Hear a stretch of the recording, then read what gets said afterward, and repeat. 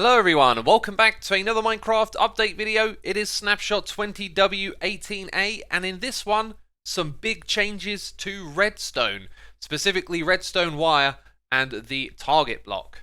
So in this video I'm going to have to do a side-by-side comparison to show you the changes to Redstone in action. So on the left is our current Snapshot 18a and on the right is last week's Snapshot 17a. So the very first change is rather obvious. Rather than having a dot, we now have the classic cross. One thing you'll notice about this is that the hitbox is slightly different, and that's so you can still access a block that's underneath, which I think is an important change, because otherwise the redstone covers the entire block. Now these things actually work the same way. So as you can see, the redstone wire points into the pistons, and all of them fire. And it's pretty much the same deal over here. So that hasn't really changed. That's a visual change that kind of explains that the redstone is actually pointing into the blocks that it powers, whereas here the redstone dot doesn't actually connect with anything visually.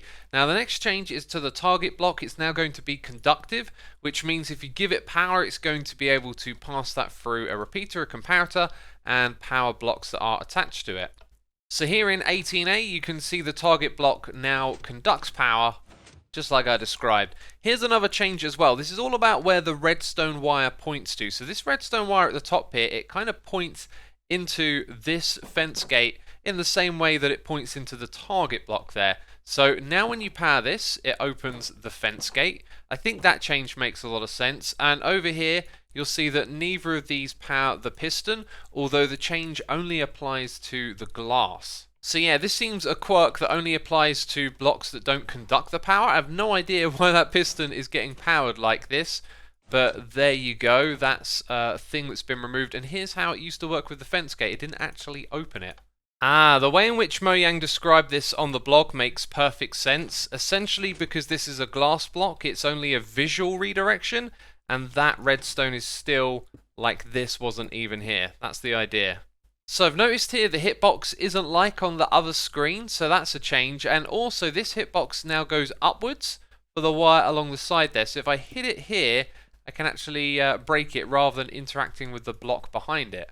So our last change to redstone over here can be demonstrated by creating a signal strength of 1. You see this block here isn't getting powered, even though this redstone sort of points into it. So in 18a, you'll see that this will actually go ahead and power that piston, as the redstone wire here does indeed point into that block which is next to the piston. So those are the changes to redstone, and yes, this is going to break contraptions, there is no doubt about it.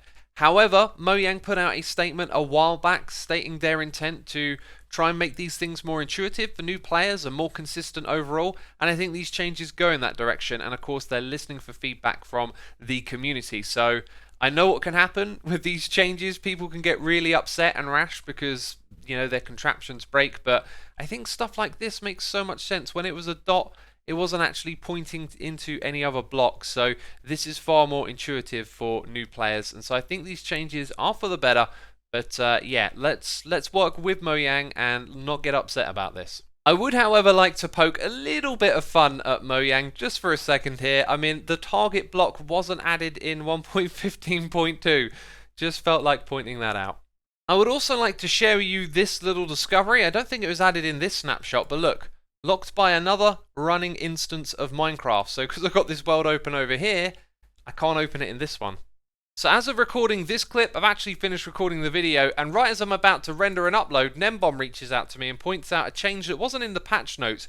When you press F3, there is now a mob count all the way down here at the bottom. And your guess is as good as mine for each of those letters stand for, but essentially they are categories of the mob count.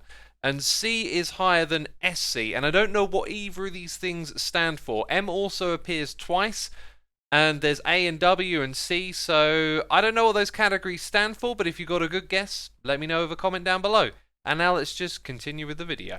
And actually, while I'm at it, I'm going to say, hey, if you're not subscribed and you enjoy these snapshot videos, then subscribe, as I cover all of the snapshots that come out. So back to the blog, we have some technical changes. First of all, added an enable status option to the server.properties file, and when you set it to false, it's going to make the server appear like it's offline. So although this isn't an actual server, this is essentially what it would look like whenever you ping it to see if it's online. It can just display as if it's offline. There is another feature added to the server.properties file, and that is entity broadcast range percentage. Sounds a little bit tricky, but it's actually like something we saw added in the previous snapshot. That is, of course, this option down here, the entity distance, where you can choose how far away from you entities will render. So the idea here is that it can potentially reduce some of the network traffic if you set the value to low, and perhaps increase performance for players as well.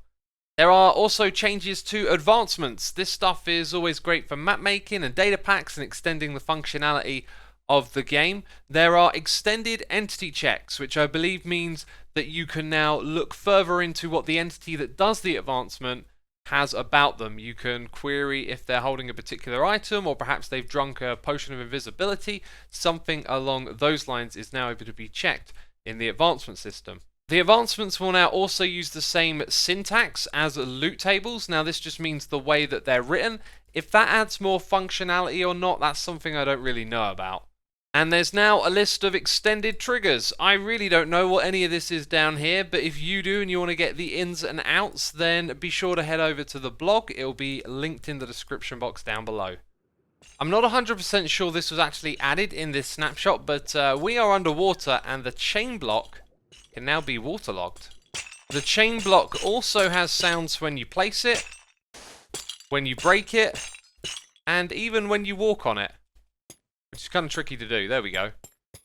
I also heard in Sliced Lime's snapshot video last week that the size of biomes in the Nether will now be changing, and Sliced Lime is a developer of the game, so though that wasn't in the patch notes, that's something to look out for. And so if you've been playing in the snapshots, you know, hopefully you've made a backup, because it could mean you get some funky borders and whatnot in the Nether dimension now. But essentially changes have been made to these biomes, the size of them, to make them feel more organic together in the Nether.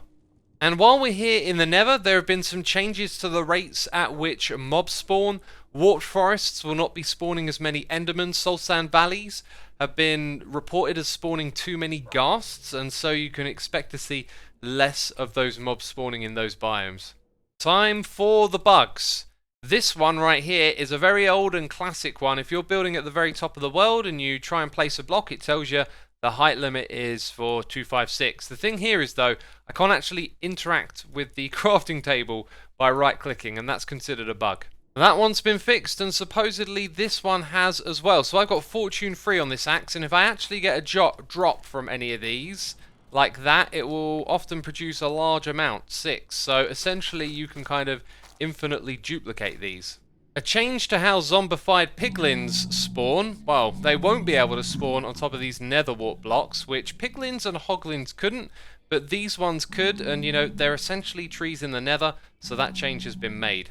It was also possible for striders to spawn in a group of more than 3, although incredibly rare. It was technically possible. It's now been limited so that you're only ever going to see a stack of 3 striders, where this right here is a stack of 4. The offset of the passenger was also incorrect for a baby strider, as you can see here. And in this snapshot, that has been corrected. And if it were the other way around, you can see here that the strider isn't cold. And that has been corrected in this snapshot, of course. Baby striders and adult striders were capable of spawning in with a saddle. This was due to a piglin riding it and then despawning. I think now the change is also that you can't put a saddle on a baby strider. Cave generation is unable to cut through the naturally occurring blackstone, not to be confused with the stuff you find in the Bastion remnants. So here you can see there was a cave being generated and it didn't remove the blackstone. And a simple change to the Bastion remnants, it's now going to be able to generate inside of a flat world. Oh, and here's a change that's still, I think, could have been done a little better. Text will now appear in front of the armor. Be nice if the text just started above where the armor is.